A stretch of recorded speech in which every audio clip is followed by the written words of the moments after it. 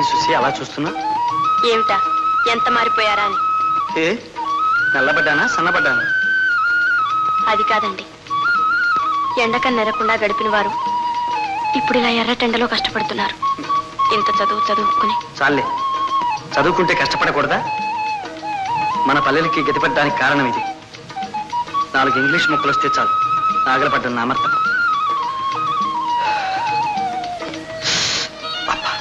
ఏమిటది? ఏం లేదు. ఏది చూడండి.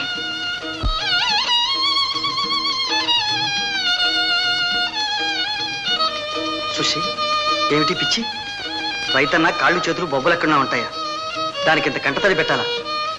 ఏది నవ్వు, నవ్వు. మరి మనం నవ్వితే మన పొలం కూడా నవ్వుతుంది.